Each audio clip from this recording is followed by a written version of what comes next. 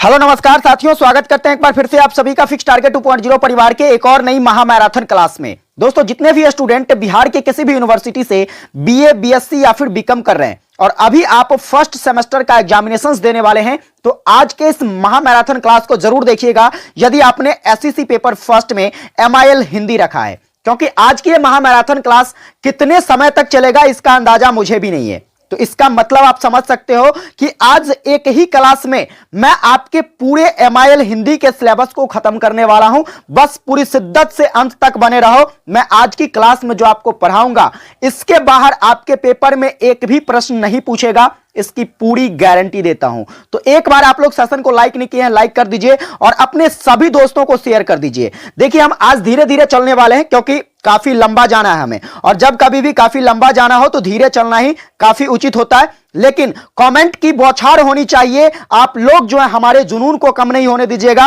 और कमेंट लगातार होनी चाहिए। जिस प्रश्न का मैं आपको आंसर कमेंट करने के लिए कहूं, सीधे छाप दो और अपने सभी दोस्तों के बीच शेयर करो। और यह क्लासेस एक कहा जाए तो इतिहास होना चाहिए, अपने आप में एक इतिहास। इस तरीके से हर दोस्तों के बीच इसे शेयर कीजिए। अब आइए बात करते हैं, आज के क्लास में हम लोग हर एक यूनिट के हर एक चैप्टर के महत्वपूर्ण ऑब्जेक्टिव क्वेश्चंस को देखेंगे, जितने भी प्रश्न बनाए जा सकते हैं, और long type, short type questions, इसका भी हम आज के क्लास में भंडारा करने वाले हैं। तो चलिए फटाफट से भंडारा को आगाज करते हैं। आप लोग खाने के लिए तैयार हो जाइए कॉपी पेन लेकर के साथ। आइए बात करते हैं सबसे पहले यूनिट पर। देखिए, सबसे पहला यूनिट जो कि आपका व्यावहारिक व्याकरण है, ठीक है, व्यावहारिक हिंदी है। अब यहां से कैसे कैसे प्रश्न बनाए जा सकते हैं, तो आइए सबसे पहले ऑब्जेक्टिव क्वेश्चंस की बात करते हैं। तो आपका सबसे पहला ऑब्जेक्टिव क्वेश्चन है, मौखिक भाषा की आधारभूत इकाई क्या है। अब यहां पर ऑप्शन को ध्यान से समझिएगा। क्वेश्चंस ने कहा है मौखिक भाषा, तो यदि बात की जाए मौखिक भाषा जैसे कि हम बोल रहे हैं, तो इसका जो है आधारभूत इकाई क्या है, तो वह हमारा ध्वनि है। क्योंकि जब तक ध्वनि नहीं निकलेगा, हमारे मुख से जो है भाषाएं नहीं निकल सकेगी। इसलिए इसका जो सही आंसर हो जाएगा, ऑप्शन क्या हो जाएगा, तो बी हो जाएगा, ध्वनि। लेकिन क्या इतना पर रुकने वाले हैं हम? नहीं। अगर आपसे पूछ लिया जाए मौखिक की जगह लिखित भाषा का आधारभूत इकाई क्या हो सकता है, आप कहोगे सर लिखित भाषा जब भी पूछा जाए तो हम कहेंगे वर्ण होगा। क्या होगा? वर्ण। फटाफट से आप लोग इसे नोट करते जाइए हमारे साथ, और एक एक क्वेश्चंस आपके परीक्षा के दृष्टिकोण से इंपॉर्टेंट है। अब आइए बात करते हैं, अगला ऑप्शन है आपका शब्द की बात करें भाई साहब, तो कहिएगा क्या, तो भाषा जो भी हम बोलते हैं उस भाषा की प्रथम इकाई क्या होती है, भाषा की प्रथम इकाई। तो याद रखिएगा, भाषा की प्रथम इकाई जो होती है वह आपका शब्द होता है। इसके बाद आइए बात करते हैं, अगर आपसे क्वेश्चंस पूछा जाए कि भाषा के शुद्ध रूप ज्ञान को क्या कहते हैं, किसको, तो भाषा के शुद्ध रूप ज्ञान को जो कहते हैं वह किस रूप से हमें प्राप्त होती है, तो आप कहोगे कि भाषा का जो हमें शुद्ध रूप से ज्ञान प्राप्त होता है वह लिखित रूप से प्राप्त होता है। किससे प्राप्त होता है भाई साहब? लिखित रूप से। अब आइए बात करते हैं, यहां से आगे प्रश्न पूछा जा सकता है कि साहित्यिक पुस्तकों की जो भाषा होती है, जो भी साहित्यिक पुस्तक है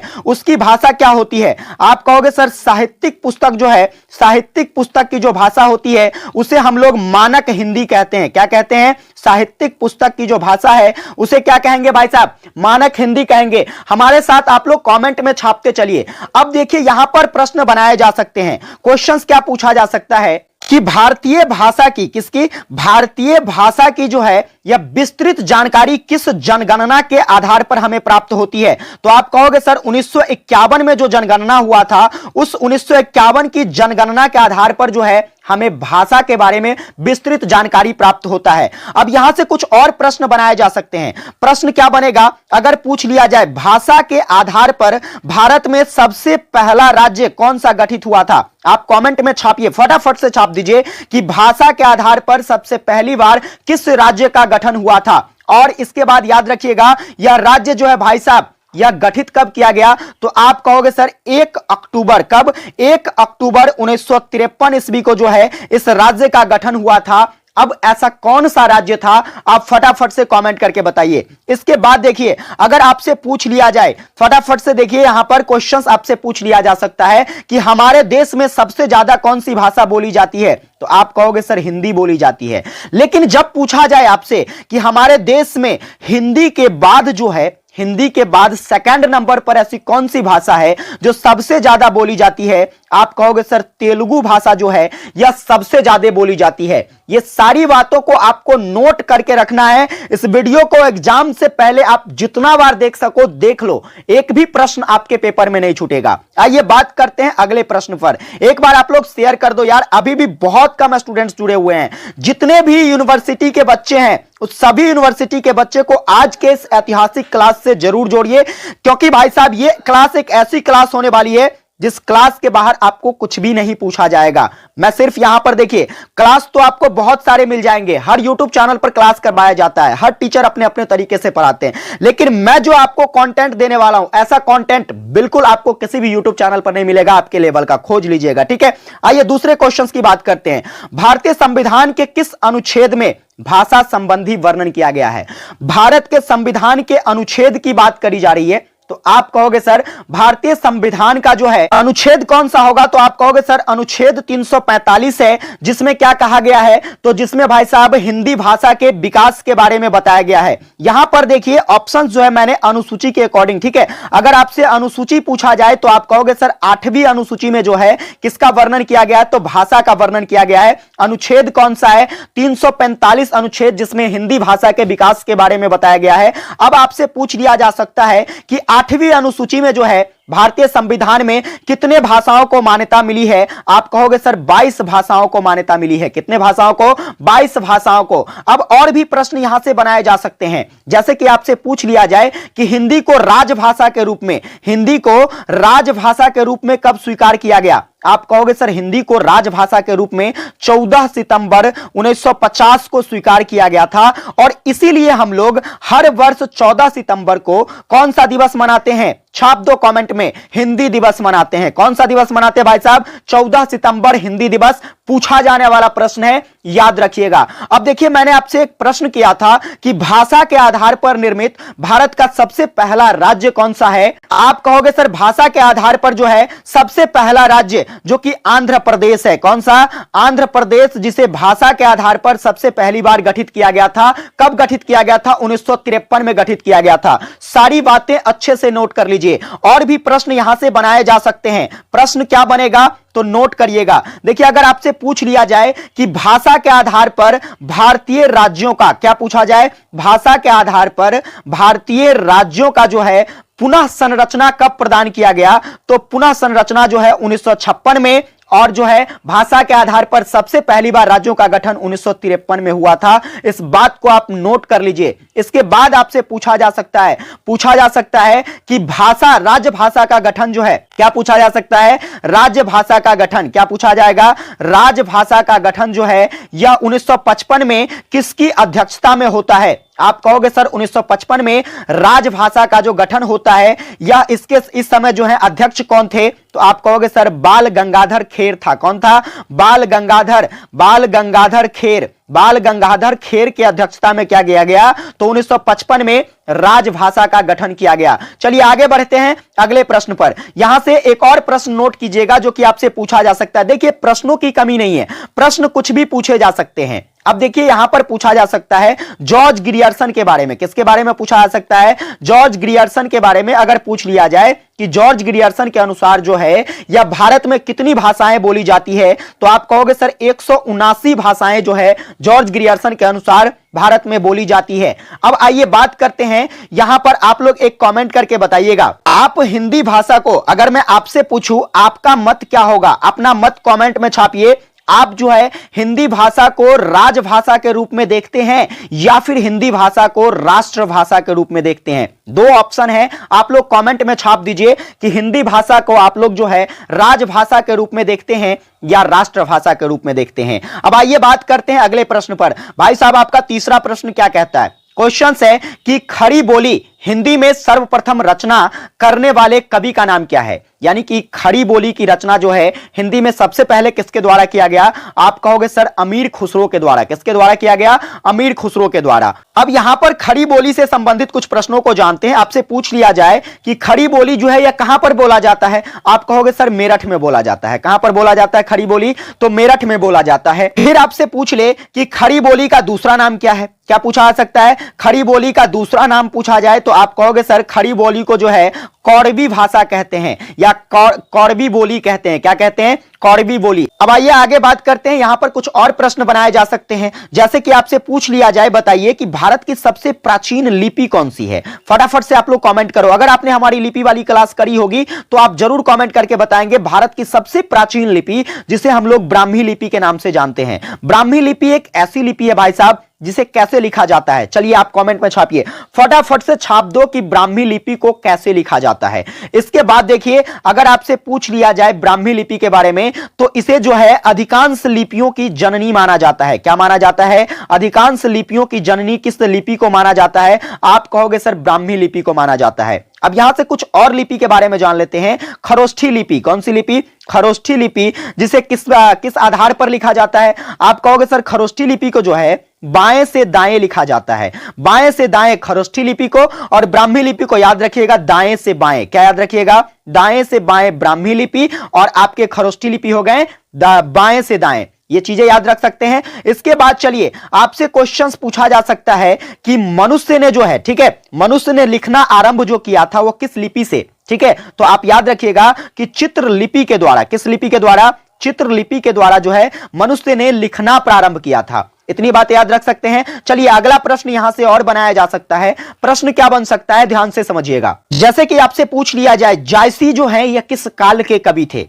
जायसी, मलिक मोहम्मद जायसी, यह किस काल के कवि थे? आप लोग पूरे कमेंट में छाप दो, कमेंट भर जाना चाहिए आज, ठीक है। चलिए आगे बढ़ते हैं अगले प्रश्न पर। भाई साहब आपका अगला प्रश्न कहता है देवनागरी लिपि। देवनागरी लिपि जो है इसका विकास किस लिपि से हुआ है? तो देखिए अभी मैंने आपको बताया है कि अधिकांश भारत में जो लिपियां प्रचलित है उन सभी लिपियों की जो जननी किसको माना जाता है? ब्राह्मी लिपि को माना जाता है। और आपका जो देवनागरी लिपि है जिसको हम लोग किसमें, तो देवनागरी लिपि को जो है, ठीक है, हिंदी भाषा को किस लिपि में लिखते हैं? तो देवनागरी लिपि में लिखते हैं। अब यह देवनागरी लिपि जो है ब्राह्मी लिपि से जन्मा हुआ है। किससे जन्मा हुआ है? ब्राह्मी लिपि। ब्राह्मी लिपि की बात करें तो यह लिपि का विकास जो है 5वीं शताब्दी में होता है। कब होता है? 5वीं शताब्दी में होता है। इसके बाद चलिए आगे आपसे पूछ लिया जाए देवनागरी लिपि के बारे में, तो नोट करना यह जो लिपि है यह अक्षरात्मक लिपि है। कैसी लिपि है? अक्षरात्मक लिपि। वहीं पर अगर हम रोमन लिपि की बात करते हैं जो कि अंग्रेजी भाषा की लिपि है, तो अगर बात करें रोमन लिपि की तो ध्यान रखिएगा रोमन लिपि जो है भाई साहब यह वर्णात्मक लिपि है। कैसी लिपि है? वर्णात्मक। ये 2 पॉइंट इंपॉर्टेंट है, याद रखिएगा।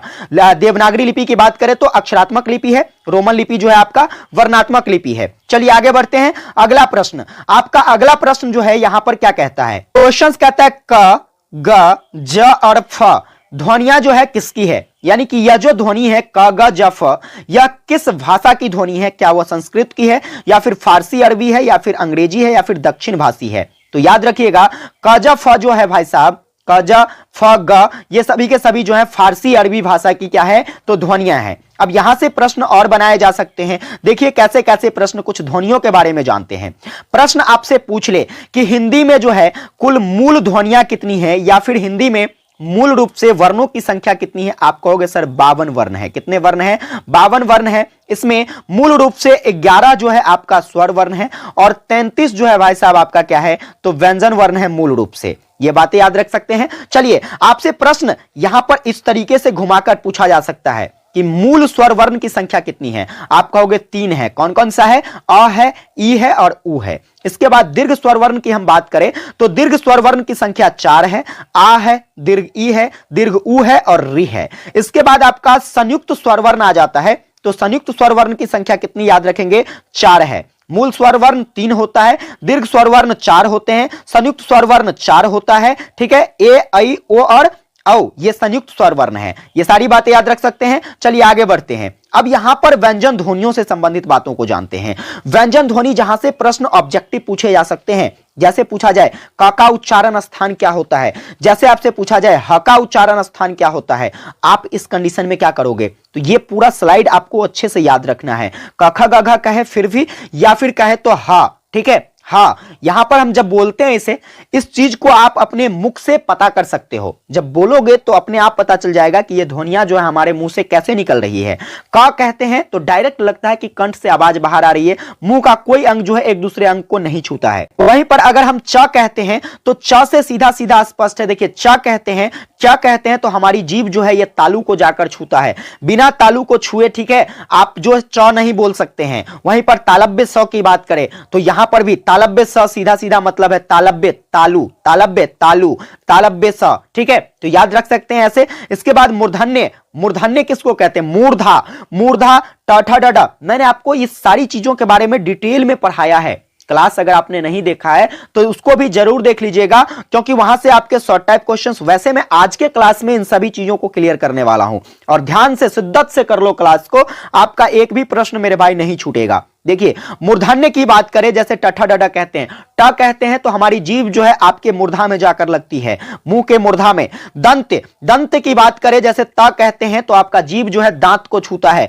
तब बोल के देखिए, हमारे साथ बोलिए, ल कहिए, ऐसा लगता है कि हमारा जीभ जो है कहां स्पर्श कर रहा है, तो हमारा जीभ जो है हमारे दांतों को स्पर्श कर रहा है। ओष्ठ, पफा वाबा पढ़िए, पा बिना ओठ को सटाए हुए बोलकर देखिए, नहीं बोल सकते हैं आप, तो इसे हम लोग क्या कहते हैं भाई साहब? ओष्ठ व्यंजन कहते हैं। तो ये सारी बातें आपको अच्छे से याद रखना है, यहां से प्रश्न बनेंगे नहीं, 100% बनेंगे, ये बात याद रखना। इसके बाद मैं अंतहस्त व्यंजन की बात करूं तो अंतहस्त व्यंजन क्या होता है? तो 4 होते हैं। इसके बाद उष्ण व्यंजन की संख्या भी 4 होती है। यड़ लव आपका अंतहस्त व्यंजन है, और तालब्य स, मूर्धन्य स, दंत स और ह जो है आपका उष्ण व्यंजन है। अब एक इंपॉर्टेंट टॉपिक जहां से प्रश्न का बनना निश्चित है वह है अल्प प्राण और महाप्राण।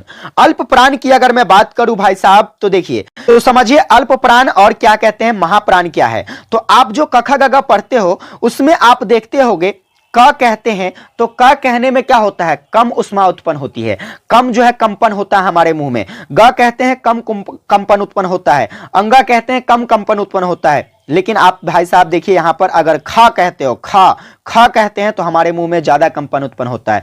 घा कहते हैं तो आपके मुंह में ज्यादा कंपन उत्पन्न होता है। तो सीधा सीधा याद रखिएगा कि अगर यहां पर अल्प प्राण की बात करें तो अल्प में 3 अक्षर होता है, 1, इसके बाद आपका याद रखना है क्या? 3 5, 1 3 5। विषम संख्या अल्प 3 है। अल्प यहां पर कितने शब्द हैं? 3 शब्द हैं। ALP 3 विषम संख्या है, तो विषम स्थान पर आने वाले को भाई साहब सीधा कह देंगे क्या है? अल्प प्राण है। महाप्राण, महाप्राण MP 2 है, यानी कि सम है, तो याद रखिएगा 2 नंबर पर और 4 नंबर पर सम संख्या, तो 2 नंबर 4 नंबर पर जितने आएंगे सभी के सभी क्या हो जाएंगे? आपके महाप्राण हो जाएंगे। अगर मैं बात करूं अन्य व्यंजन जो कि आपका अंतहस्त व्यंजन है, तो अंतहस्त व्यंजन जितने भी हैं ये सभी के सभी अल्प प्राण हैं, और उष्ण व्यंजन जितने भी हैं आपके सभी के सभी क्या हैं? आपका क्या कहते हैं? तो महाप्राण है। याद रख सकते हैं। चलिए आगे बात करते हैं सघोष और अघोष में। सघोष की बात करें जिसे क्या कहते हैं? बोलने में ज्यादा घोषणा पड़ता है, जैसे कहते हैं गा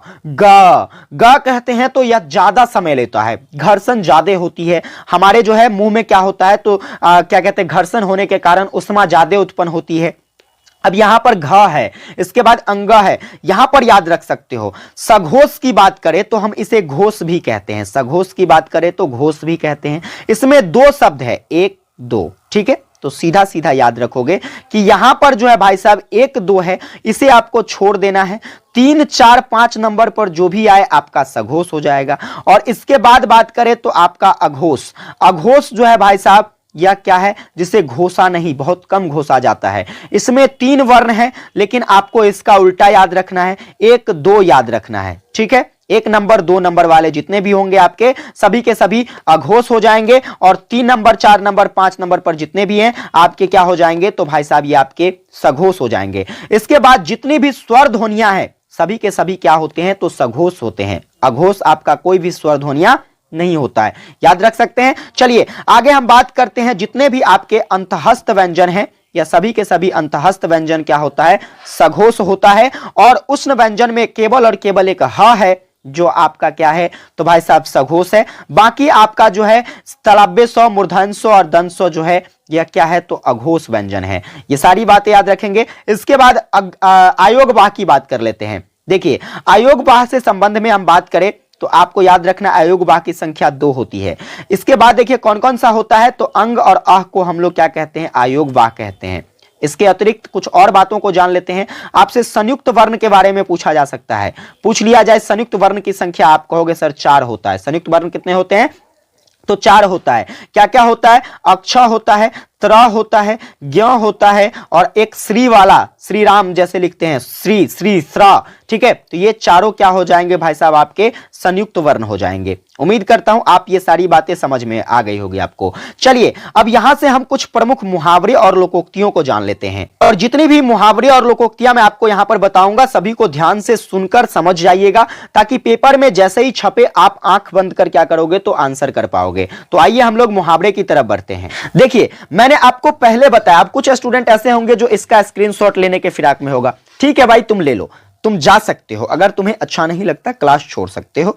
ठीक है, आप वैसे भी रट्टा मारकर याद कर सकते हो, क्योंकि ये मैंने सिलेक्टेड क्वेश्चंस रखा है जो कि बार बार जो है पेपर में पूछा गया क्वेश्चंस है, तो आप रट भी सकते हो। लेकिन मान लीजिए रटा हुआ चीज जिस दिन आप भूल जाते हैं और पेपर में पूछ दिया जाए तो आप क्या करोगे? तो समझिए जो मैं आपको बता रहा हूं, एक मुहावरे का अर्थ आप कैसे निकाल सकते हैं। आपके सामने जब ऑप्शन होगा तो ऑप्शन के अकॉर्डिंग आप बिल्कुल एग्जैक्ट कैसे सही कर पाओगे। इसके लिए सबसे पहले देखिए यहां पर मुहावरा क्या है। मुहावरा है अंगूठा दिखाना। अब अंगूठा दिखाने का मतलब यहां पर जो है अर्थ क्या होता है? मना करना या फिर इनकार करना। अब जैसे मान लीजिए मैंने किसी से कोई मदद मांगा, कोई भी व्यक्ति हो, उससे मैंने किसी चीज के लिए मदद मांगा या फिर किसी भरोसे जो है मैं उस पर डिपेंड हूं, लेकिन उन्होंने हमारी मदद नहीं करी, तो इस स्थिति में हम कह सकते हैं कि उस व्यक्ति ने हमें इनकार कर दिया, हमें अंगूठा दिखा दिया। क्या दिखा दिया? अंगूठा दिखा दिया। आगे बात करते हैं, अगला याद रखना आपको, आंखों का तारा होना। आंखों का तारा होना मतलब बहुत प्यारा होना। जैसे कि कोई बच्चे अपने माँ बाप की आंखों का तारा होता है, यानी कि हर बच्चे अपने माँ बाप का क्या होता है? बहुत प्यारा होता है। आगे अंधे की लाठी। अंधे की लाठी कहने का मतलब होता है एकमात्र सहारा। अब जैसे कि कोई व्यक्ति जो कि अंधा है, तो अंधे का सहारा क्या होता है? एक लाठी, जिसके जरिए क्या कर पाता है वो, तो वह भाई साहब अपनी जो है दिशा को गतिमान रख पाता है। उसे कहीं जाना आना हो तो इसके सहारे वह जा आ पाता है। तो कहीं ना कहीं हम कह सकते हैं कि अंधे की लाठी होना मतलब एकमात्र सहारा बनना। आगे बात करें तो अगला याद रखना आपको, अपना उल्लू सीधा करना। देखो भाई, अपना उल्लू सीधा करना मतलब स्वार्थ सिद्ध करना। जैसे कि मान लीजिए कि हमें अपना काम अगर तुमसे लेना है, तो मैं क्या किया? अपना काम तुमसे ले लिया और फिर मैं क्या किया? तो तुमसे अपने रिश्ते नाते खत्म कर लिए। यानी कि मैं स्वार्थी यहां पर अपने आप को सिद्ध कर दिया, स्वार्थ के लिए मैंने अपने काम किए हैं। तो कहीं ना कहीं भाई साहब हम कह सकते हैं कि यहां पर मैंने अपनी उल्लू सीधा कर ली, बस मेरा काम बन गया, अपना काम बनता भाड़ में जाए जनता, अर्थात कहे तो उल्लू सीधा करना। इसके बाद बात करें तो इसके बाद है अंधे के हाथ बटेर लगना। अंधे के हाथ बटेर लगने का मतलब क्या होता है? देखो अर्थ समझो, अंधे के हाथ, अंधा मतलब जिसके पास गुण नहीं है, बिल्कुल भी गुण नहीं है, जो दुनिया को नहीं देख सकता, वैसे ही व्यक्ति को आप अंधे कहते हैं। इसके हाथ में जब बटेर लग जाए, यानी कि कोई गुणवान वस्तु मिल जाए, तो उसी को हम क्या कहते हैं? मुहावरे के रूप में कहते हैं अंधे के हाथ बटेर लगना। इसके बाद आंखें बिछाना। आंखें बिछाना मतलब जैसे हम अपने रिश्तेदारों के इंतजार में आंखें बिछाए बैठे हैं, हम अपनी महबूबा की याद में अपनी नजरें गराए बैठे हैं, तो उसी को क्या कहते हैं भाई साहब? आंखें बिछाना, यानी कि स्वागत करना। ठीक है, आइए आगे बात करते हैं, आंखें पथरा जाना। आंखें पथरा जाना मतलब स्तब्ध रह जाना। स्तब्ध रह जाना का मतलब क्या होता है? जैसे मान लीजिए अचानक सी कोई ऐसी खबर आपके सामने आ गई, कोई ऐसी खबर जो कि आपको दर्दों में रख दे, आपको क्या करे तो आश्चर्यचकित कर दे, तो यहां पर क्या होती है? आंखें हमारी पथरा जाती है, बिल्कुल भी हम स्तब्ध रह जाते हैं, निशब्द रह जाते हैं। आगे बात करते हैं, आपका अगला क्वेश्चन यहां से पूछा जा सकता है कि आंखों का पानी मरना का अर्थ क्या होगा? तो आंखों का पानी मरना मतलब बेशर्म होना। जिसके आंख में पानी नहीं होता है उसे हम लोग क्या कहते हैं? बेशर्म लोग हैं। ठीक है, आगे आस्तीन का सांप होना मतलब कपटी मित्र होना। ऐसा कहने का मतलब क्या है? तो देखिए, कपटी मित्र होना यानी कि आस्तीन का सांप होना। जैसे कोई हमारा मान लीजिए क्या है, स्टाफ है, हमारे साथ काम करता है, या हमारा कोई दोस्त है जो हमारे साथ हमेशा रहता है, लेकिन कुछ बातें ऐसी हैं जो हमारे खिलाफ किसी को बोलकर भड़का दिया, तो उसे हम लोग कपटी दोस्त कहते हैं। कपट करता है वो हमारे साथ, तो उसी को हम लोग क्या कह सकते हैं? आस्तीन का सांप होना। चलिए आगे बात करते हैं, ईद का चांद होना। ईद का चांद होना मुहावरे का अर्थ होता है बहुत दिनों के बाद दिखाई देना।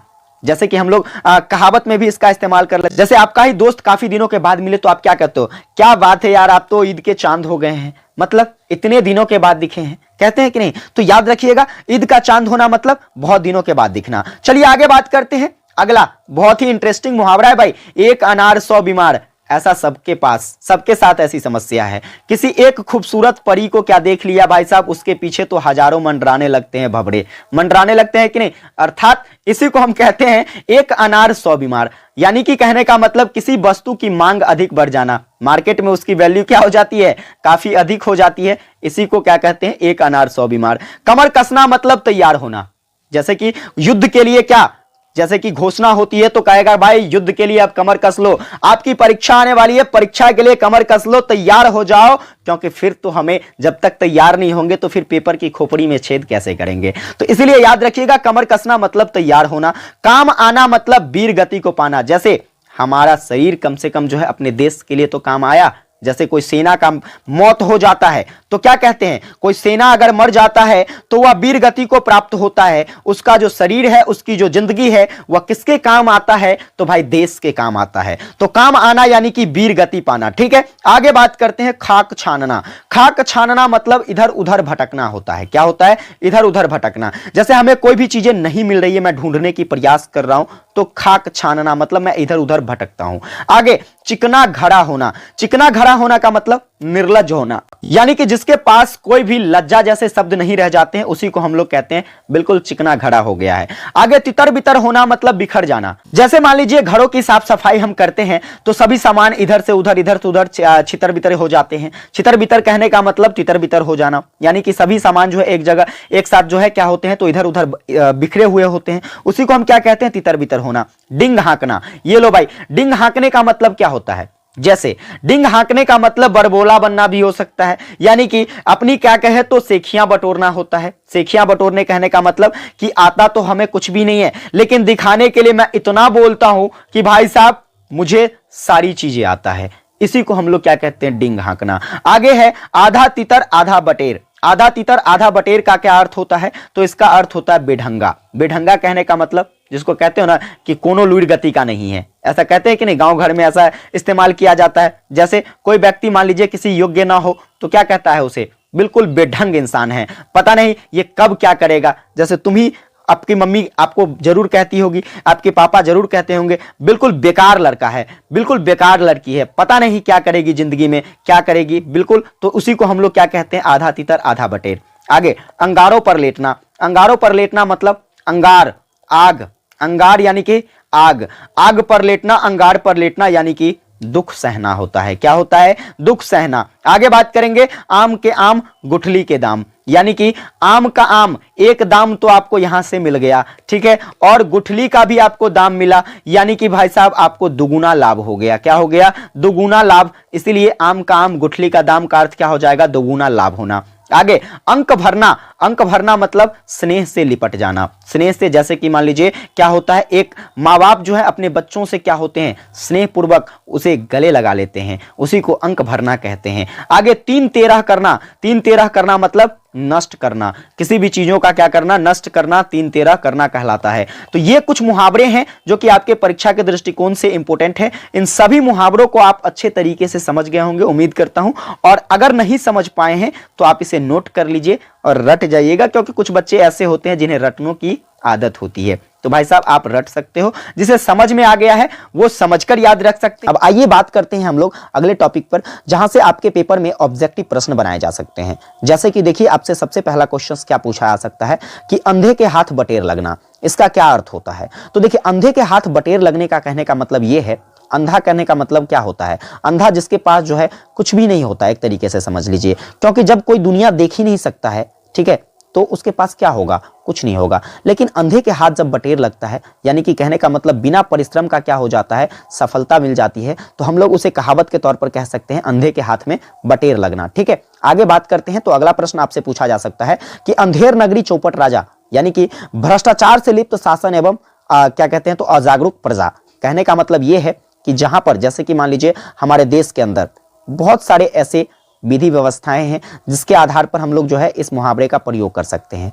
क्या है, हमारी जनता आज जो है हमारे देश की एक तरीके से कहे तो इतनी मूर्ख है जिसे भाई साहब क्या है तो सही तरीके से किसी भी चीजों का परख नहीं है। जैसे मान लीजिए हमें एक जनप्रतिनिधि को ही चुनाव करना है, चुनाव तो आप सभी जानते होंगे, किसी जनप्रतिनिधि को चुनना है, तो हम ये परख नहीं कर पाते हैं कि हम किसको चुने। यहां तो बात करें जहां तक कि हमारे बिहार की बात हो तो देखिए बिहार में क्या होता है, ज्यादातर वोट जो है, ज्यादातर चुनाव जो है क्या होता है, जाति प्रथा पर होती है। तो जाति प्रथा पर एक तरीके से कहे तो सही चुनाव नहीं हो पाता है, क्योंकि हमें थोड़ी ना पता है कि भाई साहब मैं अपनी जिस जाति को चुन रहा हूं, जिसे वोट दे रहा हूं, अपने जाति के नाम पर वोट दे रहा हूं, क्या वो हमारे लिए सही है, हमारे राज्य के लिए सही है, वह सही काम करेगा। ठीक है, तो जहां पर भ्रष्टाचार काफी ज्यादा बढ़ गया हो और वहां की जो प्रजा है जागरूक बिल्कुल भी नहीं है, ऐसे जगहों पर हम किसका इस्तेमाल कर सकते हैं, अंधेर नगरी चौपट राजा। इसके बाद बात करते हैं तो अगला आपसे पूछा जा सकता है कि अपनी अपनी ढपली अपना अपना राग, इसका क्या अर्थ होता है। तो अपनी अपनी ढपली का मतलब है कि सिर्फ अपने मन की करना,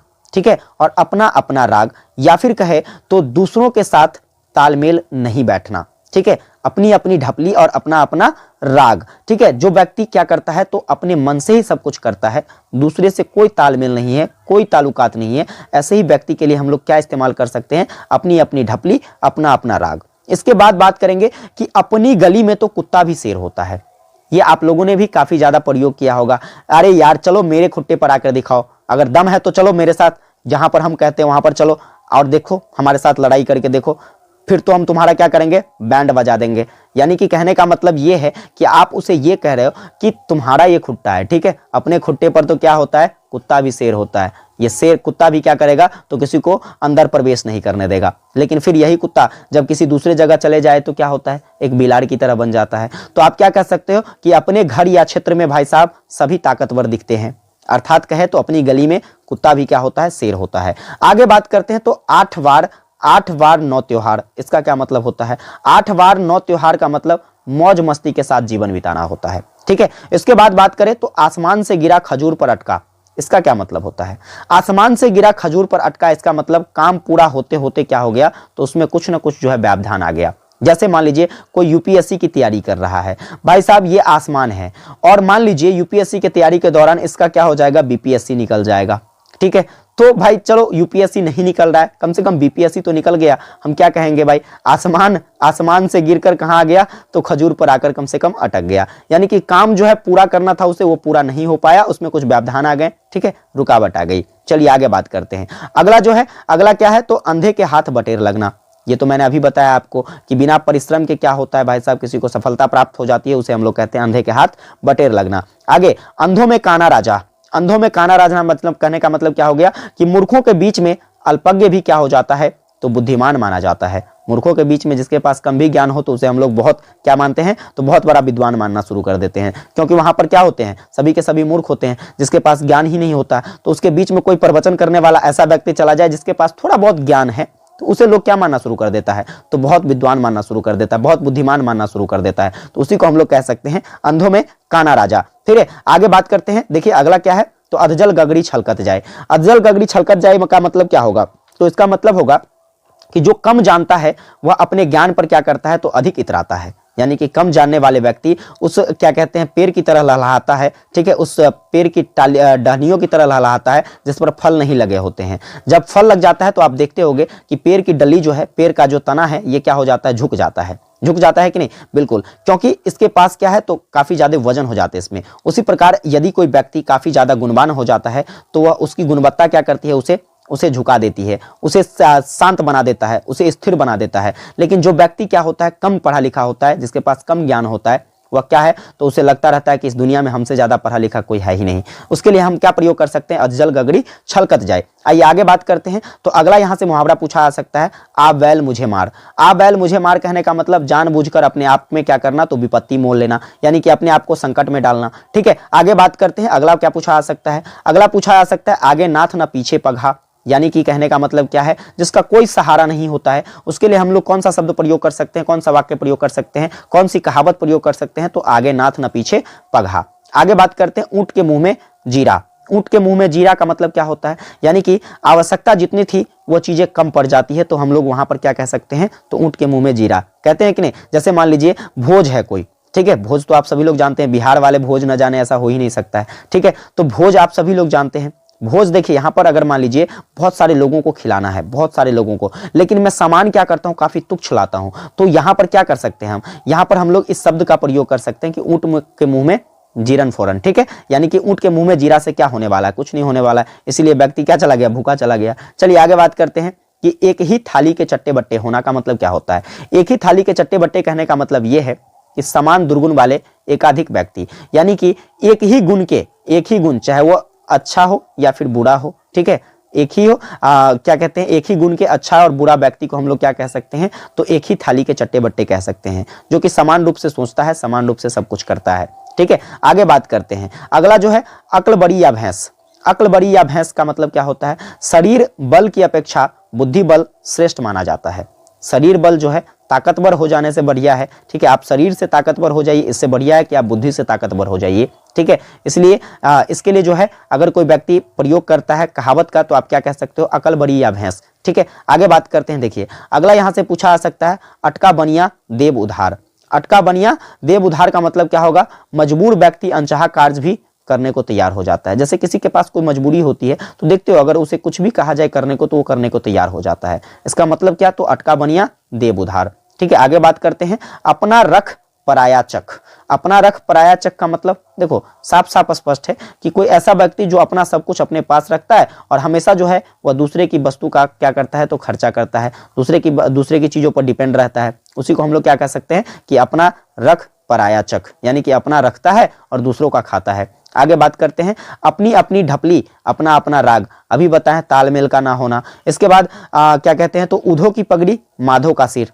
उधो की पगड़ी माधो का सिर का मतलब क्या होता है, तो इसका सीधा सीधा मतलब होता है कि किसी एक का दोष, ठीक है, यानी कि कोई मान लीजिए कोई गुनाहगार व्यक्ति है, उसका दोष किसी दूसरे पर लग जाए, तो उसे हम लोग क्या कह सकते हैं कि उधो की पगड़ी माधो का सिर, यानी कि हमारे गुनाह का फल जो है, हमारे गुनाह का सजा जो है आपको मिल गया। आगे बात करते हैं, देखिए तो आपका अगला जो पूछा आ सकता है, एक पंथ दो काज। एक पंथ दो काज मतलब एक कार्य से दोबारा लाभ, दोहरा लाभ, यानी कि एक काम किए दोहरा लाभ हो गया। जैसे मैं आपको एक क्लास प्रोवाइड करा रहा हूं, तो क्लास प्रोवाइड करा रहा हूं, सिर्फ एक क्लास है भाई साहब, लेकिन यहां से आपके ऑब्जेक्टिव सब्जेक्टिव जो भी पूछे जाएंगे सब काम हो जाएगा, यानी कि एक पंथ दो काम, एक क्लास से सारा कुछ क्लियर। आगे बात करते हैं, आए थे हरि भजन को ओटन लगे कपास। आए थे हरि भजन को ओटन लगे कपास का मतलब क्या होता है, तो बड़े उद्देश्य को लेकर कार्य प्रारंभ करना किंतु छोटे कार्य में लग जाना, ठीक है। आए थे हरि भजन को ओटन लगे कपास। आगे बात करते हैं, उधार का खाना फूस का तापना। उधार का खाना फूस का तापना मतलब बिना परिश्रम दूसरों के सहारे जीने का निरर्थक प्रयास करना होता है। यानी कि हम लोग क्या करते हैं, जैसे कि मान लीजिए कोई व्यक्ति ऐसा है जो कि हमेशा जो है काम धंधा करना नहीं चाहता है, वो हमेशा चाहता है कि चलो कहीं से कोई आएगा, ठीक है, हमें कुछ खिला पिला जाएगा। इस तरीके के निरर्थक प्रयास को हम लोग क्या कहते हैं, तो उधार का खाना फूस का तापना। आगे बात करते हैं, अगला पूछा जा सकता है आपसे क्या, तो अगला पूछा आ सकता है, ऊंची दुकान फीका पकवान। ऊंची दुकान फीका पकवान का मतलब मात्र एक तरीके से कहे तो दिखावा। दिखावा कहने का मतलब क्या होता है, तो जो व्यक्ति कुछ ऐसे होते हैं जो क्या होता है, तो खूब दिखाते हैं कि हमारे पास ये है, वो है, फन्ना है, चिन्ना है, यानी कि ऊंची दुकान फीकी पकवान, मात्र दिखावा करना, होता उसके पास कुछ भी नहीं है। आगे, ऊंट किस करवट बैठता है, यानी कि कहने का मतलब कि परिणाम किसके पक्ष में होता है, अनिश्चित परिणाम, ठीक है, ये भी कह सकते हैं। तो ऊंट किस करवट बैठता है, इसका सीधा सीधा मतलब है कि पता नहीं। जैसे मान लीजिए हम परीक्षा देते हैं, तो पास भी हो सकते हैं, फेल भी हो सकते हैं, तो यहां पर हम कह सकते हैं कि ऊंट किस करवट बैठेगा अभी मुझे पता नहीं है, ठीक है, रिजल्ट आ जाएगा तो बताऊंगा, ठीक है। आगे बात करते हैं, अकेला चना भार नहीं फोड़ सकता। अकेला चना भार नहीं फोड़ सकता मतलब एक अकेला व्यक्ति जो है कोई बड़ा काम नहीं कर सकता है। चलिए आगे बात करते हैं, अगला आपसे पूछा जा सकता है कि अब पछताए होत क्या जब चुग गई चिड़िया खेत। यानी कि अब पछताने से क्या होगा, ठीक है, जब हानि हो जाती है तो हानि हो जाने के बाद पछताना व्यर्थ माना जाता है, तब तो वह वापस नहीं आ सकता है। आगे, अंडे सेबे कोई बच्चे लेबे कोई, यानी कि परिश्रम करे कोई फल किसी और को मिल जाए, ठीक है। आगे बात करते हैं, उतर गई लोई तो क्या करेगा कोई। उतर गई लोई तो क्या करेगा कोई मतलब अगर एक बार इज्जत चली जाती है तो भाई साहब व्यक्ति क्या हो जाता है, निर्लज हो जाता है। इसके बाद देखिए, उल्टा चोर कोतवाल को डांटे, यानी कि दोषी करने वाला व्यक्ति जो है, दोष करने वाला व्यक्ति वह क्या करता है, निर्दोष व्यक्ति को दोषी ठहराने का काम करता है। आगे बात करते हैं, अगला पूछा जा सकता है आपसे क्या, तो अगला पूछा आ सकता है कि उल्टे बांस बरेली को, यानी कि विपरीत कार्य करना। इसके बाद, एक अनार 100 बीमार। भाई साहब एक अनार 100 बीमार, यानी कि एक तुच्छ वस्तु के लिए क्या होता है, तो भाई साहब बहुत लोगों की चाह होती है। जैसे समझ लीजिए क्या, तो अगर मान लीजिए कोई हूर की परी यानी कि कोई सुंदर लड़की अगर आपके सामने आ जाए तो देखते हो कि क्या होता है, उसके कई सारे आशिक होते हैं। पता नहीं, ये चाहता है कि हमें मिल जाए, ये चाहता है हमें मिल जाए, ये चाहता है हमें मिल जाए, यानी कि एक अनार 100 बीमार है यहाँ पे, है कि नहीं। आप लोगों के साथ भी ऐसा होता होगा, बिल्कुल होता होगा, लड़के सबके साथ तो काफी ज्यादा होता है भाई। चलिए आगे बात करते हैं। आगे भाई साहब अगला जो है आपसे क्या पूछा जा सकता है, एक तो करेला दूसरा नीम चढ़ा, ठीक है। एक तो करेला दूसरा नीम चढ़ा यानी कि एक से ज्यादा गलती करना, दोष करना, ठीक है। आगे बात करते हैं, एक गंदी मछली सारे तालाब को क्या कर सकती है, गंदा कर सकती है। यानी कि एक व्यक्ति जिसके अंदर बुराई हो वह क्या कर सकता है, तो पूरे समाज को, पूरे परिवार को क्या कर सकता है, तो बदनाम कर सकता है। इसके बाद बात करें तो एक तो चोरी ऊपर से सीना जोड़ी, ठीक है, यानी कि एक चोरी दूसरी सीना जोड़ी, यानी कि अपराध करके जो है रौब जमाना, अपने आप को दिखाना, ठीक है, कि हमने गलती तो किया ही नहीं, अपने आप को खूब वहां पर दिखाना, ये क्या कहलाता है, तो एक तो चोरी ऊपर से सीना जोड़ी। तो उम्मीद करता हूं आपको जो है ये सारे के सारे जितने भी मुहावरे मैंने यहां पर बताए हैं वो सभी मुहावरे आपको समझ में आ गया होगा, और जितनी भी लोकोक्तियां मैंने आपको बताई हैं ये सभी के सभी लोकोक्तियां जिसे हम लोग कहावत कहते हैं, ये सारी कहावतें आप अच्छी तरीके से समझ में आ गई होगी आपको। अब आइए यहां पर एक इंपॉर्टेंट टॉपिक को जानते हैं जहां से प्रश्न 2 से 3 क्वेश्चंस आपके पेपर में पक्का छपेगा, जो कि आपके अनुवाद से रिलेटेड है। अनुवाद जहां से प्रश्न पक्का बनेंगे, आप इन सभी अनुवाद को अच्छे से कर लो भाई साहब, आपका एक भी प्रश्न नहीं छूटेगा। चलिए हम अनुवाद की तरफ बढ़ते हैं और बारी बारी से सभी अनुवाद को देखते हैं। कुछ प्रमुख अनुवाद, जैसे कि आपसे पूछा जा सकता है कि लेखा परीक्षक, ऑडिटर को हिंदी में क्या कहते हैं, लेखा परीक्षक कहते हैं। एक्टिंग को क्या कहते हैं, कार्यकारी कहते हैं। ऑथोरिटी को क्या कहते हैं, तो प्राधिकारी कहते हैं। एडिशनल को क्या कहते हैं, अपर कहते हैं। इसके बाद अटेंडेंट को क्या कहते हैं, परिचर कहते हैं। ये सारी वर्ड मीनिंग है, अच्छे से याद कर लो। इसके बाद हम बात करें तो एनोकॉर्ड्स को क्या कहते हैं, तो वाचक या फिर उद्घोषक कहते हैं। इसके बाद बात करें तो कॉपिस्ट, कॉपिस्ट को क्या कहते हैं, आप कहोगे प्रतिलिपिक कहते हैं। इसके बाद कहते हैं तो कमिश्नर को क्या कहते हैं, आयुक्त कहते हैं। और इसके बाद देखिए तो चेयरमैन को सभापति कहते हैं। इसके बाद है कॉन्फिडेंशियल, गोपनीय, कॉन्फिडेंशियल मतलब गोपनीय। अप्रूवल मतलब अनुमोदन। इसके बाद बात करते हैं, देखिए आपसे पूछा जा सकता है अलॉटमेंट, अलॉटमेंट तो यानी कि आवंटन, अलॉटमेंट मतलब आवंटन। ये सभी के सभी ऐसे क्वेश्चन है जो कभी ना कभी एग्जाम में पूछा गया है, इसलिए जरूर ध्यान रखना। इसके बाद पूछा जा सकता है क्या, तो एक्सेप्टेंस, एक्सेप्टेंस मतलब होता है स्वीकृति। टाइपिस्ट इंपॉर्टेंट है, याद रखिएगा, टंकन। इसके बाद जो है आपका क्या है, तो सुपरिटेंडेंट यानी कि अधीक्षक। इसके बाद क्या है, सेक्रेटरी यानी कि सचिव। इसके बाद जो है भाई साहब कंसेंट, कंसेंट को हिंदी में क्या कहते हैं, सहमति। इसके बाद क्या है कंप्लेंस, कंप्लेंस को क्या कहते हैं, अनुपालन। इसके बाद क्या है, तो इसके बाद है आपका कम्युनिक, कम्युनिक को क्या कहते हैं, विज्ञप्ति। इसके बाद है सर्कुलर यानी कि परिपत्र, ठीक है। फिर बात करेंगे अगला, देखिए तो अगला है आपका इंपॉर्टेंट है, याद रखिएगा, अपेंडिक्स, अपेंडिक्स को क्या कहते हैं, परिशिष्ट। स्पीकर यानी कि अध्यक्ष। इसके बाद देखिए चीफ कंट्रोलर, मुख्य नियंत्रक। इसके बाद असिस्टेंस, सहायक। कमीशन, आयोग। इसके बाद देखिए यहां पर क्या है, तो अटेस्टेशन, अटेस्टेशन का मतलब क्या होता है, साक्ष्यांकन, स्टार लगाइएगा, ठीक है। अलाउंस, स्टार लगाइएगा, भत्ता। इसके बाद देखिए एडमिनिस्ट्रेशन, प्रशासन। इसके बाद एक्ट, स्टार लगाइएगा, अधिनियम। इसके बाद देखिए यहां पर, इसके बाद बात कर लेते हैं हम लोग क्या है, तो इसके बाद है आपका अकुसेशन, अकुसेशन मतलब अभियोग, स्टार लगाइएगा। विटनेस, साक्षी या गवाह। अंडर यानी कि अवर। इसके बाद बात करेंगे, देखिए इसके बाद ट्रांसलेटर यानी कि अनुवादक। इसके बाद सुपरवाइजर, स्टार लगाइएगा, पर्यवेक्षक। इसके बाद क्या है, तो रिप्रेजेंटेटिव यानी कि प्रतिनिधि। इसके बाद क्या है, तो ऑब्जर्वर यानी कि प्रेषक। क्लर्क यानी कि लिपिक। वाइस यानी कि उप। डायरेक्टर, निदेशक। इसके बाद क्या है, तो केशियर, केशियर यानी कि रोकड़ियां। तो कुल मिलाकर ये सारे के सारे जो हैं आपके अनुवाद याद रखने हैं, क्योंकि यहां से जो है हर एक प्रश्न 40 मैंने यहां पर बताया आपको अनुवाद, ये 40 के 40 प्रश्न कभी ना कभी पेपर में पूछे गए हैं। अब आइए आगे बढ़ते हैं, अगले टॉपिक पर चर्चा करते हैं। तो इस तरीके से हम लोगों ने पहला खंड जो है आपका यूनिट नंबर 1 ये कंप्लीट कर लिया है। अब हम यूनिट नंबर 2 पर चर्चा करते हैं। यूनिट नंबर 2 जो कि आपका गद्यखंड है, क्या है, गद्यखंड, जहां पर 6 चैप्टर हैं। हम इस सभी 6 चैप्टर्स में जितने भी ऑब्जेक्टिव क्वेश्चंस बन सकते हैं उसे बेसिकली समझने का प्रयास करेंगे। चैप्टर को भी हम थोड़ा बहुत समझेंगे ताकि आपके यहां पर शॉर्ट टाइप और लॉन्ग टाइप जो भी क्वेश्चंस पूछे जाए आप आराम से कर लो। तो सबसे पहला चैप्टर जो है आपका वो है बेटों वाली विधवा। बेटों वाली विधवा जो कि मुंशी प्रेमचंद्र के द्वारा लिखा गया है। इसके बारे में मैंने आपको क्लास में पढ़ाया था कि बेटों वाली विधवा एक ऐसी आपका जो निबंध है, कहे तो एक ऐसी कहानी है। इस कहानी में भाई साहब जो है किसको बताया गया है, तो एक विधवा महिला के बारे में बताया गया है कि एक महिला जब विधवा हो जाती है तो उसके परिवार में जो है उसका क्या अस्तित्व रह जाता है। जहां पर समझ की कमी होती है वहां पर तो बिल्कुल भी अस्तित्व नहीं रहता, लेकिन ऐसी परिस्थितियां जो है लगभग हर जगह देखने को मिलती है। ये कहानी जो आपको यही बताती है। या देखिए यहां पर प्रश्न पूछा जा सकता है, बेटों वाली विधवा जो है किसके द्वारा लिखा गया है, मुंशी प्रेमचंद्र के द्वारा लिखा गया है। यह कहानी प्रकाशित कब होता है, 1 जनवरी 2008 को दिल्ली पुस्तक सदन से इसका प्रकाशन होता है और इसमें नारी मनोभाव को क्या किया गया है, दर्शाने का प्रयास किया गया है। हम इसके प्रमुख पात्रों के बारे में जान लेते हैं। तो देखिए इसमें कुछ पात्र जो कि आपसे पूछा जा सकता है। विधवा नारी कौन थी, तो भाई साहब फूलमती। विधवा नारी का नाम क्या था, फूलमती नाम था। और इसके 4 बेटे थे। कितने बेटे थे, 4 बेटे और 1 बेटी थी, याद रखिएगा। अब देखिए 4 बेटे कौन कौन थे, कामतानाथ था। इसके बाद देखिए आपका उमानाथ था। कामतानाथ जो कि सबसे बड़ा लड़का था इसका, और उसे बाद किसी भी दफ्तर में जो है 50 रुपए की वेतन पर वो अपना जो है काम करता था, अपना जीवन बसर करता था। उमानाथ जो कि इसका दूसरा बेटा था, जो कि डॉक्टरी पास करके दवा की दुकान खोलकर अपना दुकान चला रहा था। इसके बाद तीसरे पात्र की बात करें तो तीसरा बेटा जो था इसका हुआ था दयानाथ। दयानाथ जो था इसका तीसरा बेटा, वो बीए फेल कर गया था।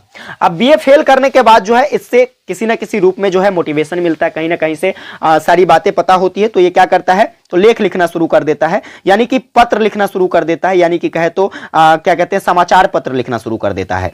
और इस तरीके से जो है अपना वहां से कुछ कमा कर अपनी जीवन यापन करता रहता है।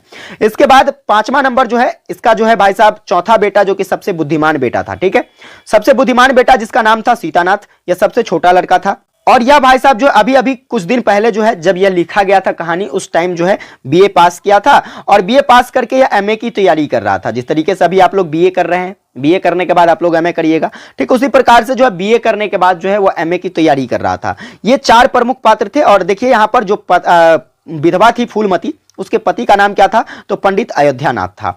अब इन सभी पर जो है क्या किया गया है, तो व्यंग कसते हुए, इन सभी पर चर्चा करते हुए मुंशी प्रेमचंद्र ने एक कहानी लिखी है। कहानी क्या बताता है, हम इसको समझते हैं। चलिए देखिए कहानी बताता है भाई साहब, यहां पर क्या होता है, तो अयोध्यानाथ जो है इसकी मृत्यु हो जाती है इस कहानी के शुरुआत में। और मृत्यु में आप सभी को पता है कि कर्मकांड होता है। क्या होता है, कर्मकांड होता है। इस कर्मकांड में भोजकांड होता है, भोज कार्य होता है। इस भोज कार्य की दशाओं को इसमें बताते हुए दर्शाया गया है कि किस तरीके से जो है व्यक्तियां, जो भी व्यक्ति भोज खाने के लिए आते हैं वह किस तरीके से जो है भोज में निराश होकर चले जाते हैं। इसकी भनक पहले से फूलमती को होती है। फूलमती अपने बेटे को बार बार समझाने का प्रयास करती है, लेकिन उनके बेटे जो है कंजूसी के कारण जो है क्या कर पाते हैं, उनकी बातों को नहीं समझ पाते हैं, ना समझी के कारण, जिसके कारण क्या होती है, तो उसकी थूथू हो जाती है। थूथू होने का मतलब जो है उसकी जगहसाई हो जाती है। लोग उसका हिनाई करना, भोजों की जो है क्या कहते हैं, धुतकारना शुरू कर देते हैं भोजों को। तो इस तरीके से लोग वहां पर क्या करते हैं, तो उसे छोड़कर चले जाते हैं। इस तरीके की कहानियों को वर्णित किया गया है। एक समय ऐसा था तो जो फूलमती की बातें जो है उसके घर में एक तरीके से कहे तो अमृत के समान था, लेकिन जैसे उसका पति मर गया तो उसकी बातों का जो है कोई वैल्यू नहीं रह गया। उसके बेटे के द्वारा भी उसकी बातों का कोई वैल्यू नहीं दिया जाने लगा। तो ऐसी स्थितियों को इसमें दर्शाने का प्रयास किया गया है। चलिए आगे बात करते हैं। आपका अगला जो है प्रेमचंद्र के व्यक्तित्व। देखिए यह जो कहानी है यह प्रेमचंद्र के द्वारा लिखा गया है। अब यहां से प्रश्न पूछे जा सकते हैं आपसे कि मुंशी प्रेमचंद्र के बचपन का नाम क्या था। आप कहोगे धनपत राय श्रीवास्तव। इनका जो है उर्दू में क्या नाम था, तो नवाब राय। और इनका जन्म, प्रेमचंद्र का जन्म कब होता है, 31 जुलाई 1880 ईस्वी को। कहां पर होता है, तो लम्ही ग्राम में, जो कि वाराणसी में है। और वाराणसी कहां पर है, तो आपके यूपी उत्तर प्रदेश में है। इसके बाद पूछा जाए प्रेमचंद्र के पिता का नाम क्या था, तो अजायब राय। और इनकी माता का नाम क्या था, तो आनंदी देवी। प्रेमचंद्र की पत्नी का नाम क्या था, तो शिवारानी देवी। और प्रेमचंद्र की मृत्यु कब हो जाती है, तो 8 अक्टूबर 1936 को हो जाता है। ये सारी बातें याद रख सकते हैं।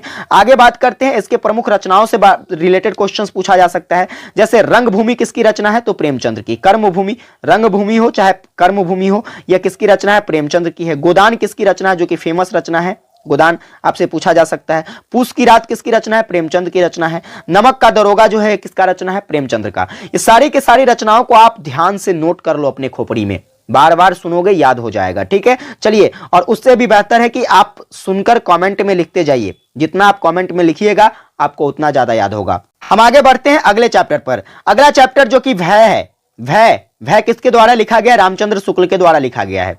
इसमें देखिए आपको एक कहा जाए तो आपकी एक दशा के बारे में, परिस्थितियों के बारे में, या फिर आपके मनोभाव के बारे में बताया गया है। मनोभाव क्या कहता है, देखिए डर, डर क्या है तो यह आपकी मानसिक स्थिति के कारण उत्पन्न हो सकता है, या फिर किसी चीज के बारे में हमें पहले से पता हो तो वैसी स्थिति में भी कभी कभी डर उत्पन्न हो जाता है। तो इसके बारे में जो है क्या किया गया है तो आपको इस निबंध में बताया गया है। निबंध जो कि रामचंद्र शुक्ल के द्वारा लिखा गया है, इसमें बताया गया है कि देखिए डर क्या होता है। तो आपके हृदय के अंदर जो है किसी भी चीज के लिए क्या होता है, एक ऐसा भाव जो आपको व्याकुल कर दे, जो आपको क्या कर दे, त्रस्त कर दे, जो आपके अंदर एक डर पैदा कर दे, उसी को क्या कहते हैं, भय कहते हैं, डर कहते हैं। कहते हैं कि नहीं कहते हैं। यह जो है भाई साहब आपका भय निबंध कहां से प्रकाशित किया गया है तो देखिए यह जो है भाई साहब 1939 में प्रकाशित होता है, जो कि चिंतामणि एक काव्य संग्रह है। एक काव्य संग्रह से इसे क्या किया गया है तो लिया गया है। उम्मीद करता हूं आप ये सभी बातें समझ गए होंगे। अब आइए बात करते हैं हम रामचंद्र शुक्ल के बारे में। आपसे पूछा जा सकता है रामचंद्र शुक्ल की जीवनी, शॉर्ट टाइप में भी पूछे जा सकते हैं, ऑब्जेक्टिव में भी पूछा जा सकता है। रामचंद्र शुक्ल जिसका जन्म जो है 4 अक्टूबर 1884 में अगौनी ग्राम बस्ती उत्तर प्रदेश में होता है। इसके माता का नाम क्या था तो निवासी देवी था, उनके पिता का नाम चंद्रबली शुक्ल था। यह जो भाई साहब थे रामचंद्र शुक्ल, यह आधुनिक काल के कवि थे। और देखिए तो यहां जो है भाई साहब इनका एक संपादन कार्य जो कि याद रखिएगा, काशी नागरी प्रचारणी का संपादन जो है किसके द्वारा किया गया, रामचंद्र शुक्ल के द्वारा। और इनकी मृत्यु कब हो जाती है तो 2 फरवरी 1941 को क्या हो जाती है तो वाराणसी उत्तर प्रदेश में रामचंद्र शुक्ल की मृत्यु हो जाती है। उम्मीद करता हूं आपको समझ में आ गया होगा। अब आइए तीसरे चैप्टर्स पर चलते हैं। तीसरा चैप्टर जो है भाई साहब आपका गेहूं और गुलाब है। गेहूं और गुलाब जिसको किसके द्वारा लिखा गया, राम वृक्ष बेनीपुरी के द्वारा लिखा गया है। अब देखिए यह जो गेहूं और गुलाब है भाई साहब, यह क्या है तो प्रतीकात्मक निबंध है। प्रतीकात्मक निबंध कहने का मतलब किसी चीज को प्रतीक करना, किसी चीज को दर्शाना, किसी चीज के बारे में बताना। जैसे कि गेहूं, यहां पर गेहूं क्या है, हमारे किस काम आता है तो हमारे भोजन के लिए काम आता है। भोजन कहे तो हमारे पेट भरने के लिए काम आता है। और गुलाब जो कि हमारे मानसिक संतुष्टि के लिए। गुलाब का फूल सूंघकर कितना मजा आता है, आहा कितना मजा आया, कहते हो कि नहीं, बहुत ही सुगंधित है। तो यह हमारे जो है मानसिक संतुष्टि के लिए जरूरी है। हमें जो है भाई साहब इस लेख के माध्यम से, इस निबंध के माध्यम से किसके द्वारा तो राम वृक्ष बेनीपुरी के द्वारा यह समझाने का प्रयास किया गया है कि यहां जो हमारे समाज की, हमारे देश की परिस्थितियां हैं, इस परिस्थितियों को कैसा बनाना चाहिए, गेहूं और गुलाब के संबंध की तरह बनाना चाहिए। जैसे एक मानव के विकास के लिए भोजन जरूरी है, मानसिक संतुलन, मानसिक संतुष्टि जरूरी है, उसी प्रकार से हमारे देश के विकास के लिए हर प्रतिक्रिया जरूरी है। इन सभी चीजों को किसमें बताया गया है, गेहूं और गुलाब निबंध में बताया गया है। चलिए हम बात करते हैं राम वृक्ष बेनीपुरी के बारे में। राम वृक्ष बेनीपुरी जो है भाई साहब इनका जन्म 23 दिसंबर 1899 ईस्वी को होता है, जो कि कहां होता है तो बेनीपुर मुजफ्फरपुर बिहार में होता है। इसके बाद इसके पिता जो थे जिसका नाम था श्री फूलचंद, और यह जो है एक आधुनिक काल के साहित्यिक कवि माने जाते हैं। साथ ही साथ इनकी मृत्यु जो होती है राम वृक्ष बेनीपुरी की, यह 9 सितंबर 1968 को बिहार में ही होता है। अब इसकी कुछ प्रमुख रचनाओं के बारे में जानते हैं जो कि आपसे पेपर में पूछा जा सकता है। जैसे पूछ लिया जाए मील का पत्थर किसका रचना है, आप कहोगे राम वृक्ष बेनीपुरी का। माटी की मूरत किसकी रचना है, राम वृक्ष बेनीपुरी का। जंजीरें और दीवारें किसकी रचना है, राम वृक्ष बेनीपुरी का। चिता के फूल किसकी रचना है, राम वृक्ष बेनीपुरी का। विद्यापति पदावली किसकी रचना है, बहुत सारे बच्चे तो यहां गलती कर देंगे, विद्यापति मार देंगे ऑप्शन में, और जरूर ऑप्शन में विद्यापति रहेगा, लेकिन याद रखना विद्यापति पदावली जो है राम वृक्ष बेनीपुरी की रचना है। कर्मवीर किसकी रचना है, राम वृक्ष बेनीपुरी की रचना है। ये सारी बातें आपको नोट करके अच्छे से याद कर लेना है, खोपड़ी में सेट कर लो। 2 से 4 5 बार, जितना बार देख सको अभी से लेकर जरूर देखिए। चलिए आगे बात करते हैं अगला चैप्टर। अगला चैप्टर भाई साहब आपका क्या है, राहुल संकृत्यायन। राहुल संकृत्यायन की अगर हम बात करते हैं तो यह रामधारी सिंह दिनकर के द्वारा लिखा गया है, जिसमें राहुल संकृत्यायन जो कि एक हिंदी साहित्य के लेखक थे, इसके जीवन कथाओं के बारे में बताया गया है। किसके बारे में बताया गया है, जीवन कथाओं के बारे में। संस्मरणात्मक निबंध, इसका अर्थ ही होता है किसी व्यक्ति विशेष के बारे में चर्चा करना, किसी वस्तु के बारे में चर्चा करना। समझ में आ रही है। तो यह निबंध क्या बताता है, यह निबंध हमको राहुल संकृत्यायन के बारे में बताता है। तो चलिए हम राहुल संकृत्यायन के जीवन के परिचय को जान लेते हैं। देखिए भाई साहब राहुल संकृत्यायन जिनका जन्म जो है कहां पर होता है तो इनका जन्म जो है उत्तर प्रदेश आजमगढ़ में होता है। कौन से गांव में होता है तो पंधा गांव में। कब होता है तो 9 अप्रैल 1893 ईस्वी को राहुल संकृत्यायन का जन्म होता है पंधा ग्राम में, जो कि आपका आजमगढ़ उत्तर प्रदेश में है। इसका दूसरा नाम जो कि केदारनाथ पांडे है और इसे दामोदर स्वामी के नाम से भी जाना जाता है। यह बेसिक परिचय आपका राहुल संकृत्यायन से संबंधित है। हम कुछ और बातों को जानते हैं।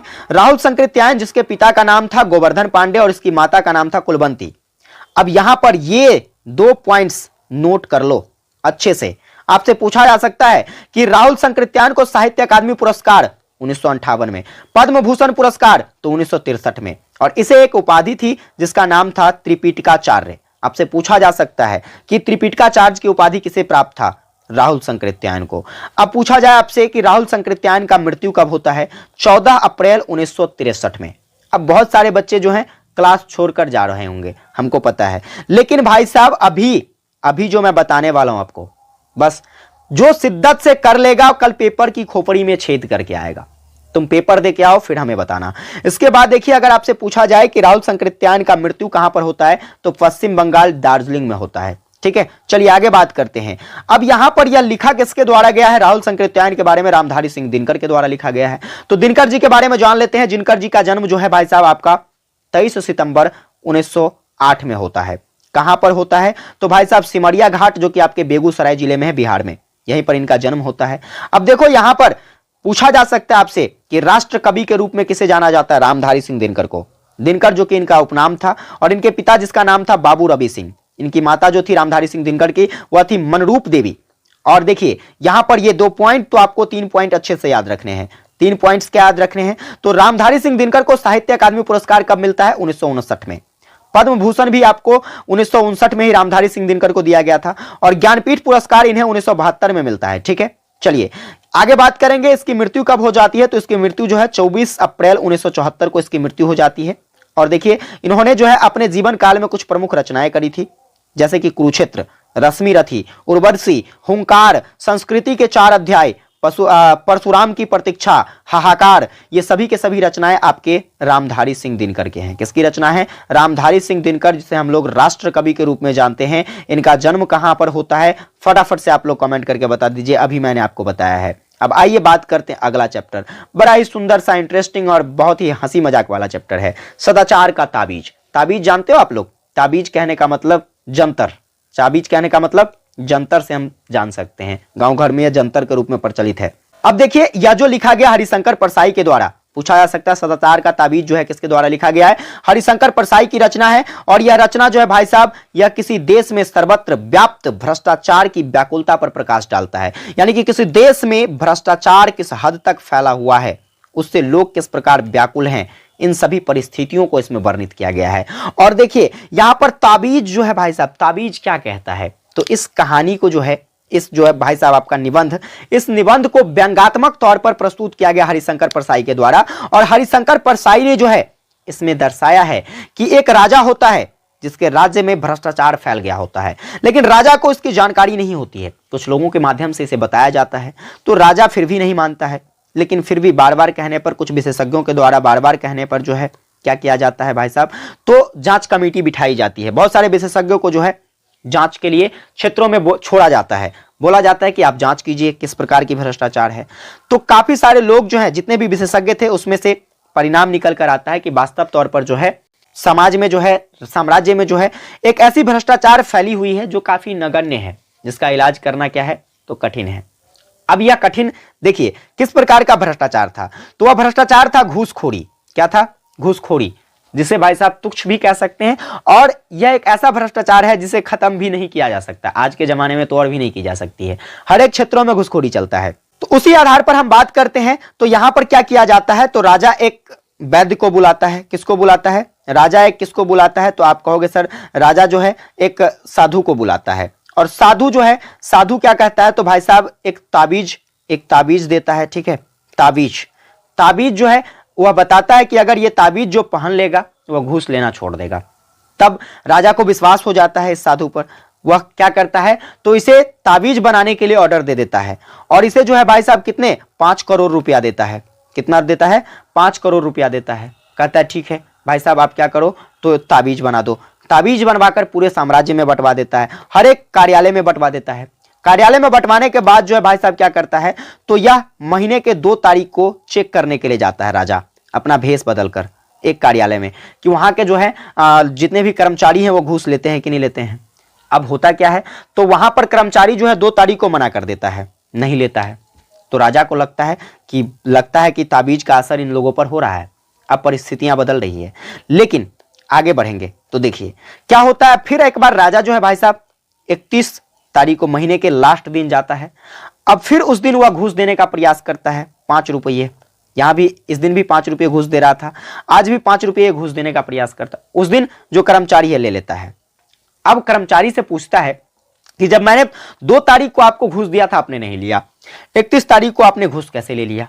तो कहता देखिए आज महीने का क्या है, आखिरी दिन है, महीने का क्या है, आखिरी दिन है, और आज हमारी आत्मा कह रही है कि आज तो कम से कम ले लो, ठीक है। तो इस प्रकार से इस व्यंग को क्या किया गया है, तो हरिशंकर परसाई के द्वारा बताया गया है। अब हरिशंकर परसाई के बारे में जानते हैं। तो इनका जन्म 22 अगस्त 1924 को होता है। कहां पर, तो जमानी ग्राम, जो कि होशंगाबाद मध्य प्रदेश में है। और देखिए इनके पिता का नाम क्या है, तो जुमक लालू प्रसाद है, और इनकी माता जो कि चंपाबाई। और देखिए यहां पर जो प्रश्न आपसे पूछे जा सकते हैं सबसे इंपॉर्टेंट है, और देखिए इसे आपको अच्छे से नोट कर लेना है। आपसे पूछा जा सकता है कि हरिशंकर परसाई को साहित्य अकादमी पुरस्कार 1982 में दिया गया था, ठीक है। शिक्षा सम्मान कब दिया गया, 1992 में। शरद जोशी सम्मान हरिशंकर परसाई को 1992 में। मृत्यु कब होती है इसकी, तो 10 अगस्त 1995 में। कहां पर मृत्यु होती है, जबलपुर में, जो कि मध्य प्रदेश में है। इसके बाद देखिए इनकी एक प्रसिद्ध पत्रिका थी जिसका नाम था वसुधा, ठीक है। तो आपसे पूछा जा सकता है कि वसुधा पत्रिका का संपादन जो है किसके द्वारा किया गया। आप कहोगे सर हरिशंकर परसाई के द्वारा किया गया। इन्होंने अपने जीवन काल में कुछ प्रमुख रचनाएं की थी जो कि आपके परीक्षा के दृष्टिकोण से इंपॉर्टेंट है। जैसे पूछा जा सकता है तट की खोज किसकी रचना है, जैसे पूछा जा सकता है ज्वाला और जल किसकी रचना है, प्रेमचंद्र के फटे जूते किसकी रचना है, ठिठुरता हुआ गणतंत्र किसका रचना है, पूछा जाए भूत के पांव पीछे किसकी रचना है, और इसके बाद हंसते हैं रोते हैं किसकी रचना है। तो ये सारी रचना जो कि हरिशंकर परसाई की रचना है, और आपको याद रखना है। चलिए आगे बढ़ेंगे हम लोग, अगले चैप्टर को देखेंगे। अगला चैप्टर आपका है बाबर की ममता। आपने मां की ममता सुना होगा, लेकिन एक पिता की ममता यहां पर वर्णित किया गया है। किसके द्वारा लिखा गया है, तो आचार्य देवेंद्र नाथ शर्मा के द्वारा लिखा गया है। देवेंद्र नाथ शर्मा जिन्होंने बाबर की ममता को लिखा है, और इसमें बाबर और उसके पुत्र हुमायूं के प्रति जो है प्रेम को दर्शाया गया है। किस तरीके से जो है एक पिता का अपने पुत्र के प्रति समर्पण होता है, इसके बारे में बताया गया है। देखिए इस चैप्टर में बताया गया है कि बाबर जो है भाई साहब या मुगल साम्राज्य के संस्थापक थे। आप सभी को पता होगा, आपने इतिहास में पढ़ा होगा। मुगल साम्राज्य के संस्थापक, इसका जो उत्तराधिकारी था भाई साहब, इसका जो बेटा था जिसका नाम था हुमायूं। क्या होता है, तो हुमायूं एक दिन काफी ज्यादा बीमार पड़ जाता है, और उस समय बाबर नहीं होता है। अब बाबर नहीं होता है, बाबर को एक खबर होती है। बाबर जब वहां पर आते हैं, ठीक है, तो बाबर के आने के बाद जो है स्थिति जब वह देखता है, वैद्यों से पूछने का प्रयास करता है। वैद्य जो है पूरी तरीके से नकार चुका था कि अब इसका जो है जीवित रहना संभव नहीं है, अल्लाह ही इस पर कुछ रहम कर सकता है। बाबर क्या करता है, जिद ठान लेता है अपनी पत्नी के कहने पर, और फिर वह ईश्वर से, अल्लाह से दुआ करता है कि आप इसके बदले जो है हमारी जान ले लो, इसकी जान बख्श दो। ऐसा ही होता है, हुमायूं सही हो जाता है और बाबर की मृत्यु हो जाती है। इस पर डिटेल क्लासेस मैंने आपको प्रोवाइड कर दिया है, आप जरूर देख लीजिएगा ताकि आपको अच्छे से समझ में आ सके। चलिए अब हम बात करते हैं यहां पर कि इस लेख में जो है, इस नाटक में पात्र कौन कौन से हैं। सबसे पहला पात्र है आपका बाबर। बाबर जो कि मुगल साम्राज्य का संस्थापक होता है, जो कि हुमायूं का पिता है। और दूसरा है आपका माहम। माहम जो कि हुमायूं की माता और बाबर की पत्नी होती है। हुमायूं जो कि बाबर का पुत्र होता है। और इसके बाद मुर्तजा, ठीक है, मुर्तजा जो कि हकीम होता है। इसके बाद एक और 2 पात्र हैं, उसको आपको ध्यान से याद रखना है। तो कुल मिलाकर बात करें तो यहां पर ये कुल आपकी किसकी जानकारी थी, बाबर की ममता की जानकारी। या किसके द्वारा, देवेंद्रनाथ शर्मा के द्वारा लिखा गया। तो हम देवेंद्रनाथ शर्मा के बारे में जान लेते हैं। देखिए देवेंद्रनाथ शर्मा जिसका जन्म कब होता है, 7 जुलाई 1918 को। कहां पर होता है, तो एक ब्राह्मण परिवार में होता है, जो कि 70 घाट सारण जिला में होता है। और इनका यह जो रचना किया करते थे, निबंध और नाटक लिखा करते थे। इनके पिता जो थे वह पंडित शिव शरण शर्मा थे। इनकी माता क्षीरा देवी थी। और देखिए इन्हें जो है सुब्रमण्यम भारती सम्मान मिला था, और इसके बाद वरिष्ठ हिंदी सेवा पुरस्कार मिला था। अब हम बात करते हैं कि इसकी मृत्यु कब हुई थी, तो 17 जनवरी 1911 को जो है देवेंद्रनाथ शर्मा का मृत्यु हो जाता है। और इन्होंने अपने जीवन काल में कुछ प्रमुख रचनाएं करी थी, जैसे कि अलंकार मुक्तावली किसकी रचना है, तो आप कहोगे सर देवेंद्रनाथ शर्मा की है। शाहजहां की आंखें किसकी रचना है, तो यह भी आपका देवेंद्रनाथ शर्मा का है। खट्टा मीठा, इसके बाद आईना बोल उठाओ, इसके बाद जो है प्रणाम की प्रदर्शनी में, ये सभी के सभी किसकी रचना है, आप कहोगे सर ये सभी के सभी रचना जो है या क्या कहते हैं, देवेंद्रनाथ शर्मा की रचना है। चलिए हम आगे बढ़ते हैं, अब यूनिट नंबर 3 पर चर्चा करते हैं। यूनिट नंबर 3 जो कि आपका पदखंड है। यहां भी आपको 5 से 6 चैप्टर देखने को मिलेंगे। हर चैप्टर से रिलेटेड हम बहुत महत्वपूर्ण प्रश्नों को देखेंगे। चलिए हम लोग सबसे पहले चैप्टर पर बात करते हैं। आपका सबसे पहला चैप्टर है जो कि कबीर की रचना है साखियां। अब यहां से प्रश्न क्या बनाए जा सकते हैं भाई साहब? देखिए, प्रश्न यहां से कुछ भी बनाए जा सकते हैं, लेकिन मैं आपको वही पढ़ाने वाला हूं जो आपसे पेपर में पूछा जाएगा। जैसे बात करते हैं, क्वेश्चंस पूछा जाए कि मान सरोवर सुभर जल हंसा के लिकराहे, मुक्ता फल मुक्ता चुगे अब उड़ी आनत न जाहे। यह जो पंक्ति है यह किससे संबंधित है? यानी कि यह पंक्ति क्या यह जीवन के विन्यास को बताता है, या फिर जीवन के उपार्जन को, या फिर जीवन के पुनर्भर्जन को, या फिर कहे तो जीव के पुनर्जन्म को? तो देखिए, कहता है मान सरोवर सुभर जल हंसा के लिकराहे, मुक्ता फल मुक्ता चुगे अब उड़ी अनंत न जाहे। यह जो है भाई साहब, यह पंक्ति जीवन के पुनर्जन्म से संबंधित है। जीवन जैसे कि हमारा जन्म, अगले जन्म में कुछ और होगा, हम फिर से जन्म लेंगे, हर जीव दूसरे जन्म में जन्म लेता है, तो उस जीव के जन्म पुनर्जन्म के बारे में बताया गया इस पंक्ति में। आगे देखेंगे अगला प्रश्न क्या कहता है। तो अगला नंबर क्वेश्चन है, ऊंचे कुल का जन्मिया जे करनी उच होय, ऊंचे कुल का जन्मिया जे करनी उच होय, सुबरन कलश सुरा भरा साधु निंदा सोई। यह पंक्ति जो है किसकी है? तो यह कबीरदास की पंक्ति है। किसकी पंक्ति है? कबीरदास की पंक्ति। चलिए आगे बात करेंगे। अगला जो क्वेश्चन पूछा जा सकता है, कबीर को लहरतारा नामक तालाब के किनारे से किस जुलाहा दंपति ने उठाकर पालन पोषण किया था? तो देखिए, कबीर को जो है किस नदी के किनारे से उठाया था? तो लहरतारा नदी के, ठीक है। और किसने उठाया? तो आप कहोगे सर इसको जो उठाया था वह नीरू और नीमा था। कौन था?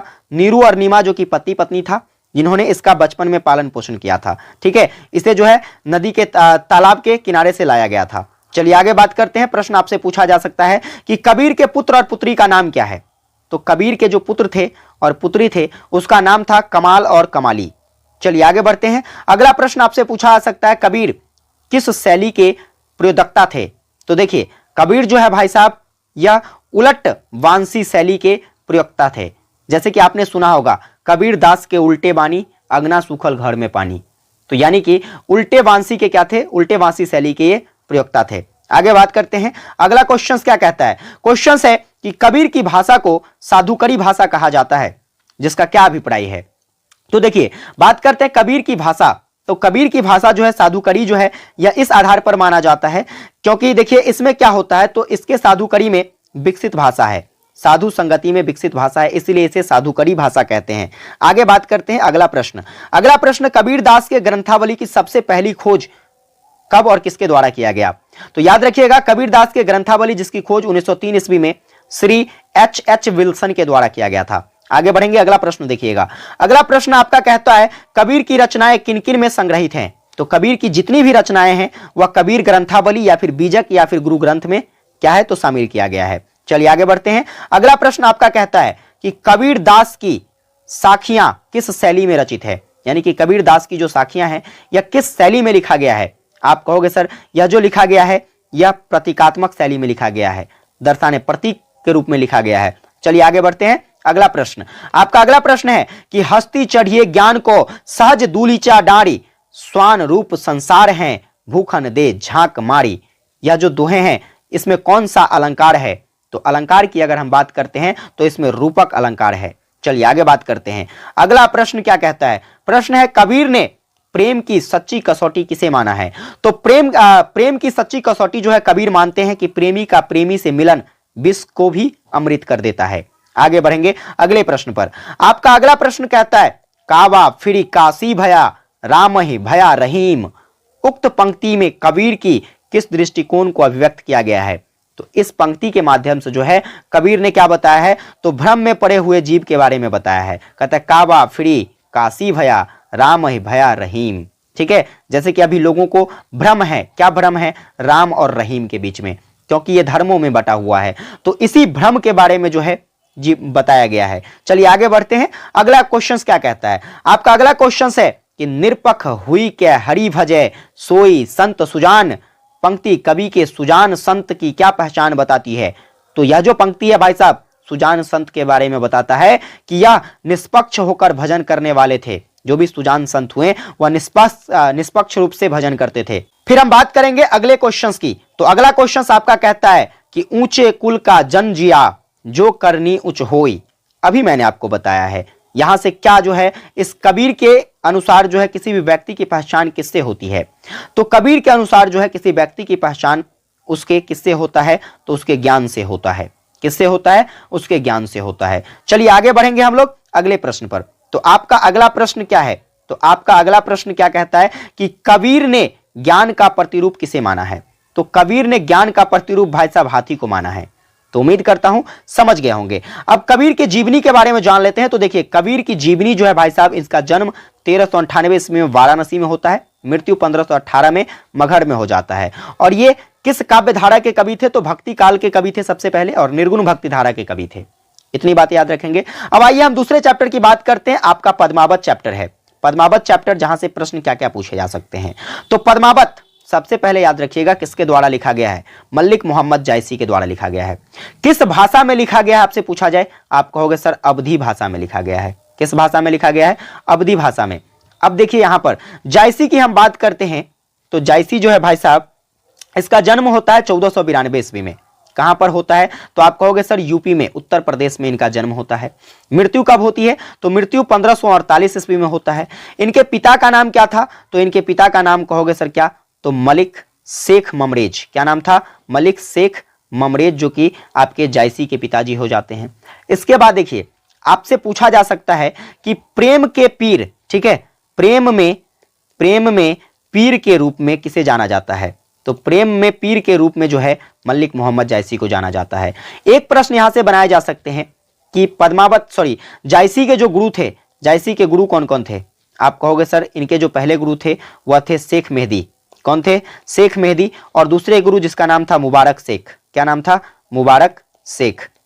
ये सारी बातें याद रख सकते हैं आप। चलिए आगे यहां से प्रश्न पूछा जा सकता है, जायसी किस काल के कवि थे? आप कहोगे सर भक्ति काल के कवि थे। किस काल के कवि थे? भक्ति काल के सूफी कवि थे। समझ सकते हैं आप यहां से सारी बातों को। चलिए आगे बढ़ते हैं अगले प्रश्न पर। तो देखिए अगला जो है आपका अगला चैप्टर से रिलेटेड है रामचरितमानस, जो कि बालखंड है। बालखंड के बारे में, जो कि तुलसीदास के बारे में बताया गया है, आपके जो यूनिट में अवेलेबल है। अब हम रामचरितमानस की बात करते हैं। तो बालखंड जो है, बालखंड इस कांड का जो प्रारंभ है यह कहां से? इसी कांड से जो है रामचरितमानस का प्रारंभ होता है, शुरुआत होता है। आपसे पूछा जा सकता है कि रामचरितमानस का शुरुआत रामायण के किस खंड से होता है? आप कहोगे सर कौन से कांड? तो बालकांड से होता है। इस कांड में जो है राजा दशरथ और उनकी पत्नी, पुत्र की उत्पत्ति, इन सभी चीजों के बारे में बताया गया है। राजा दशरथ जो कि अयोध्या के राजा थे, ठीक है, और भाई साहब इनके 4 पुत्र थे, राम, लक्ष्मण, भरत और शत्रुघ्न। इस सभी के बारे में बताया गया है। एक बात याद रखिएगा, ऋषि विश्वामित्र जो कि इनके राजगुरु थे, और इन्होंने राजा से क्या मांग लिया? तो राम और लक्ष्मण को अपने आश्रम की रक्षा के लिए मांग लिया था। क्यों? क्योंकि भाई साहब उस समय जो है राक्षसों का काफी कहर होता था ऋषि मुनियों पर, और उन्हें पता था वाल्मीकि को कि यह एक दिव्य बालक है, दिव्य बालक जो कि हमारी रक्षा कर सकता है। इसलिए उन्होंने राजा दशरथ से इसे मांग लिया था। राम ने राक्षसों से आश्रम और लोगों को क्या किया? तो रक्षा किया। उन्होंने आश्रमों को भी मुक्त कराया। बहुत सारे ऐसे जैसे कि, और साथ ही साथ जो है इन्होंने बहुत सारे ऐसे राक्षस हुए, राक्षसी हुए, उन सभी का वध किया। वध करने के बाद जो है लोगों को भी इससे मुक्ति दिलाया और ऋषि मुनियों को भी मुक्ति दिलाया। इसके बाद जो है अहिल्या का उद्धार भी किया। अहिल्या जो कि पत्थर स्वरूप बन गई थी, है कि नहीं? तो उस अहिल्या का भी उद्धार किया। इसके बाद राम, सीता व अन्य भाइयों के स्वयंवर का भी आपको बालकांड में ही वर्णित किया गया है। आगे जो है बालकांड या फिर रामचरितमानस के रचनाकार कौन है? तुलसीदास है। तुलसीदास इन्होंने जो है 1631 संवत में जो है इसकी रचना करी थी। और देखिए इस ग्रंथ को रचना करने में 2 वर्ष 7 माह और 26 दिन का समय लगा था। इसमें कितने कांड है? 7 कांड का वर्णन किया गया है। आप सभी याद रख सकते हैं। चलिए हम बात करते हैं तुलसीदास के बारे में। तुलसीदास जिसकी जीवनी के बारे में पढ़ेंगे तो याद रखिएगा इसका बचपन जो है, बचपन का नाम क्या था? राम बोला था। इनका जन्म 1511 ईस्वी में उत्तर प्रदेश में होता है और मृत्यु 1623 ईस्वी में 112 वर्ष की आयु में वाराणसी उत्तर प्रदेश में हो जाती है। और इनके गुरु का नाम याद रखिएगा, तुलसीदास के गुरु जो थे वह थे नरसिंह दास, और इनके पिता का नाम था आत्माराम शुक्ल दुबे और इनकी माता का नाम था हुलसी दुबे। इनकी पत्नी जिसे रत्नावली के नाम से भी जाना जाता था और बुद्धिमती के नाम से भी जाना जाता था। हम आगे बढ़ते हैं अगले चैप्टर पर। आपका अगला चैप्टर जो है वह भारत दुर्दशा से है। ठीक है, भारत दुर्दशा जो कि भारतेंदु हरिश्चंद्र के द्वारा लिखा गया है। अब देखिए भारत दुर्दशा जो है इसका प्रकाशन कब होता है, तो 1880 ईस्वी में होता है, जिसके लेखक भारतेंदु हरिश्चंद्र है। इस नाटक के माध्यम से जो है भारतेंदु हरिश्चंद्र क्या बताते हैं, तो उस समय जो भारत की दुर्दशा थी, जब 1880 जो कि गुलामी का समय था, इस गुलामी के समय में भारत की क्या दुर्दशा थी, इन दुर्दशाओं से हम कैसे बाहर निकल सकते थे, उन सभी के बारे में चित्र प्रस्तुत किया गया है। समझ में आ गई बात। अगर आपसे पूछा जाए तो भारत की दुर्दशा के बारे में, जो कि गुलामी के समय में किस स्थिति में था हमारा भारत, इसके बारे में लॉन्ग टाइप शॉर्ट टाइप कुछ भी क्वेश्चंस पूछा जाए आप आराम से कर सकते हो, थोड़ा सा कॉमन सेंस लगाओगे तो। भारतेंदु हरिश्चंद्र की अगर हम बात करते हैं तो इनका जन्म 9 सितंबर 1850 में होता है और इसकी मृत्यु 6 जनवरी 1885 में हो जाता है। और एक सबसे इंपॉर्टेंट बात याद रखिएगा कि भारतेंदु हरिश्चंद्र जो है, इन्हें आधुनिक हिंदी साहित्य का पितामह कहा जाता है। आधुनिक हिंदी साहित्य का पितामह भारतेंदु हरिश्चंद्र को कहा जाता है और वे जो है हिंदी में आधुनिकता के पहले रचनाकार थे, इसलिए आधुनिक हिंदी साहित्य के जनक माने जाते हैं। इनका मूल नाम क्या था, तो इनका नाम जो था वह हरिश्चंद्र था और इन्हें भारतेंदु की उपाधि मिली थी और तब से इसका नाम भारतेंदु हरिश्चंद्र हो गया। फिर बात करते हैं भारतेंदु हरिश्चंद्र जो थे 1868 ईस्वी में कवि वचन सुधा नाम की पत्रिका निकाली थी। ठीक है, तो आपसे पूछा जा सकता है कि कवि वचन सुधा की पत्रिका जो है इसका संपादन किसके द्वारा किया गया, आप कहोगे भारतेंदु हरिश्चंद्र के द्वारा 1868 ईस्वी में। आगे इसके 5 वर्ष के उपरांत यानी कि 1868 के 5 वर्ष बाद 1873 ईस्वी में उन्होंने हरिश्चंद्र मैगनीज नाम का मासिक पत्रिका निकाला, हरिश्चंद्र मैगनीज। ठीक है, ये आज भी मिलती है, परंतु याद रखिएगा शुरुआत में इसका नाम था हरिश्चंद्र मैगनीज, लेकिन बाद में इसका नाम बदलकर जो है हरिश्चंद्र चंद्रिका कर दिया गया। क्या कर दिया गया, हरिश्चंद्र चंद्रिका कर दिया गया, जब इसमें 8 अंक लिखे जा चुके थे। इस नाटक में कितने अंक लिखे जा चुके थे, सॉरी इस पत्रिका में कितने अंक लिखे जा चुके थे, तो 8 अंक लिखे जा चुके थे।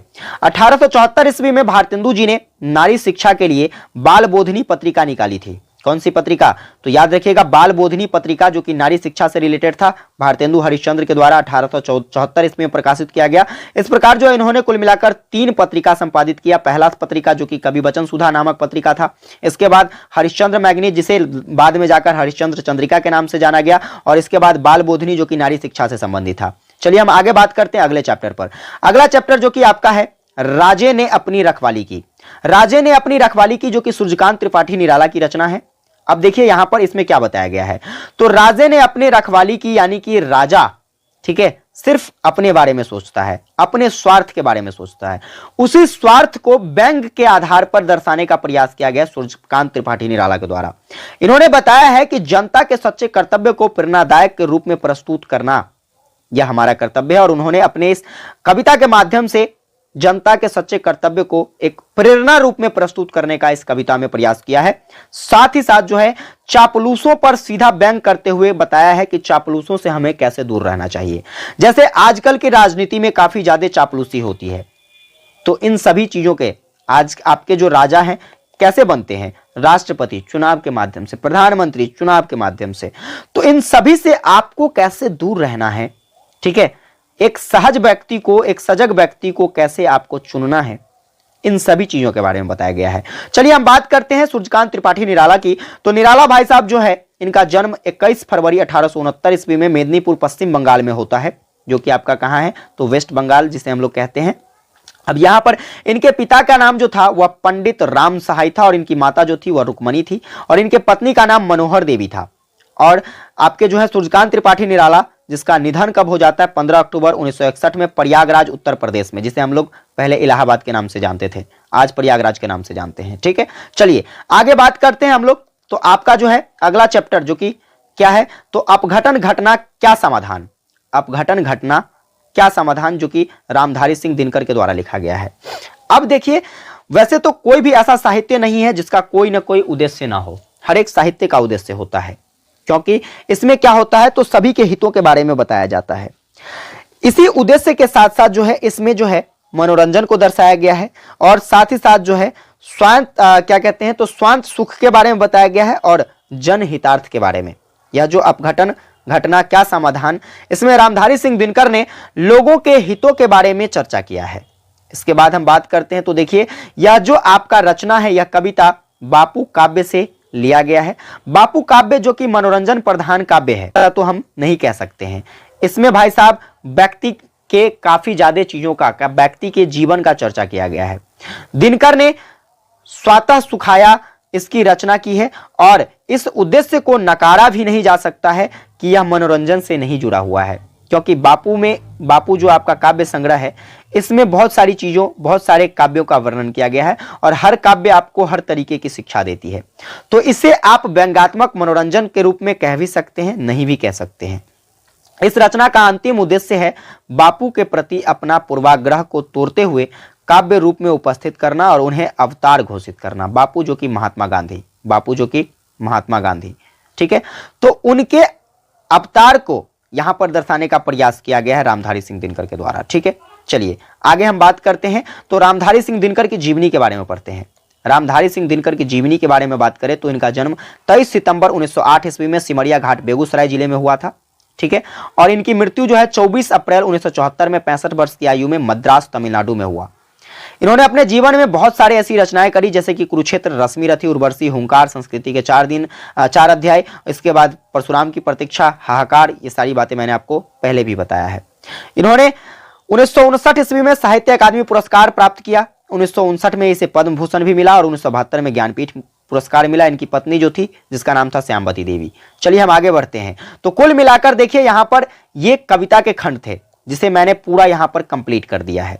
तो ये क्लास आपको एग्जाम तक क्या करना है, तो यहां से इसे अच्छे से देखना है।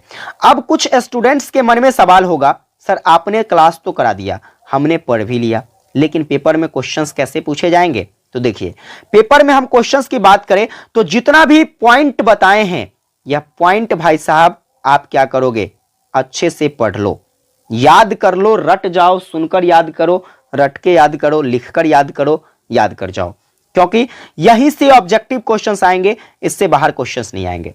दूसरी बातें यह है कि शॉर्ट टाइप क्वेश्चंस आपसे किसी भी कविता या फिर कहानी का सारांश पूछा जा सकता है।